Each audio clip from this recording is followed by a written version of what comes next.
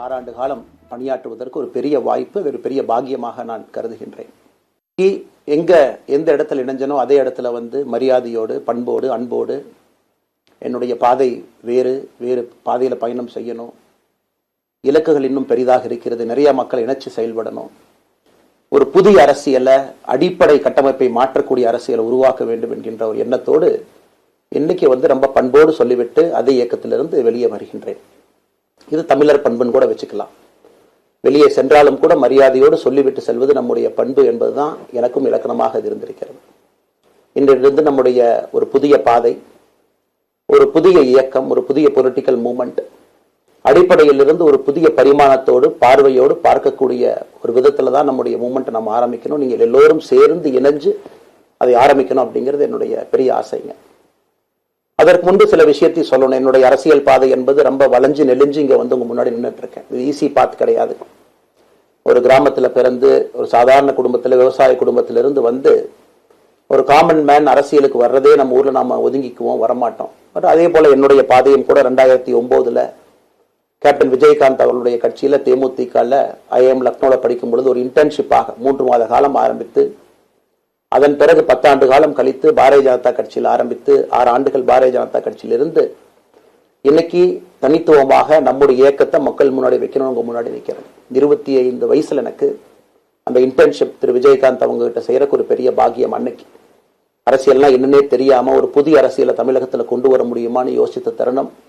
இன்னைக்கு வயது 42, கிட்டத்தட்ட 17 ஆண்டுகள் போராடிக்கிட்டே இருக்கிறேன். ஒரு புதிய பாதை உருவாக்க முடியுமா, ஒரு பெட்டர் பாலிடிக்ஸ், ஒரு பெட்டர் சொசைட்டி கொண்டு வர முடியுமா.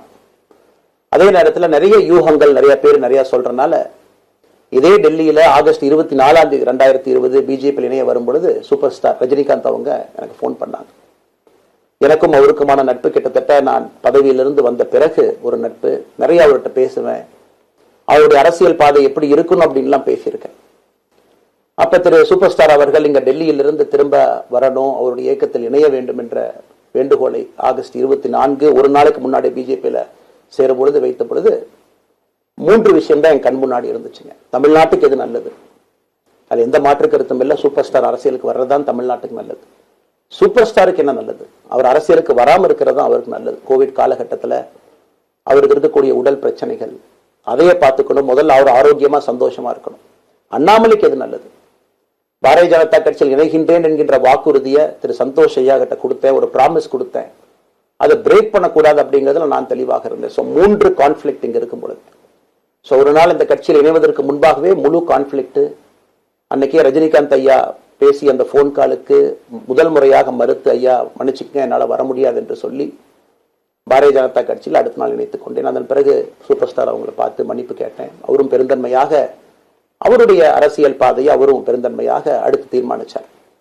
எதுக்கு இதை நான் சொல்றேன் அப்படின்னாங்க, சில யூகங்களுக்கெல்லாம் இன்று முற்றுப்புள்ளியை வைக்க வேண்டும் என்பதற்காக மட்டும்தான் இதை நான் சொல்றேன். வேற எந்த காரணமும் கிடையாது.